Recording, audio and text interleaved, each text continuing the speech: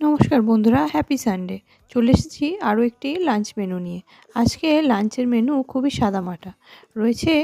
এই শাকের চচ্চড়ি, এটা পালং শাক ছিল। প্রথমে পালং শাক দিয়ে মেখে একটু খেয়ে নিলাম। আর ছিল সঙ্গে বড় বড়ি ভাজা। এই বড় বড়িগুলো ভাজা খেতে আমার দারুণ লাগে। এরপর ভাতের সঙ্গে ঢেলে দিলাম হালকা পাতলা চিকেনের ঝোল। আমার বেশিরভাগ ভিডিওতেই আমি বলে থাকি যে মাটনের থেকে আমার চিকেনটাই বেশি ভালো লাগে। তার একটা কারণ হলো যে এইভাবে চিকেনের হাড়টা শুদ্ধ চিবিয়ে খেতে দারুণ লাগে। আমার মনে হয় তোমরা অনেকেই আমার সঙ্গে একমত হবে, তাই না?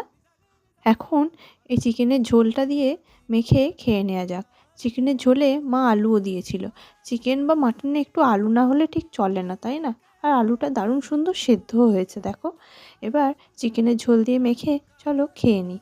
এবার এই ভাতের মধ্যে আমি একটু লেবুও চিপে নিলাম। আরও স্বাদটা যেন দ্বিগুণ হয়ে গেল। তোমরা আজকে রবিবারের লাঞ্চে কে কী দিয়ে লাঞ্চ করলে একটু কমেন্ট করে জানাও। চ্যানেলটা ভালো লাগলে সাবস্ক্রাইব করো।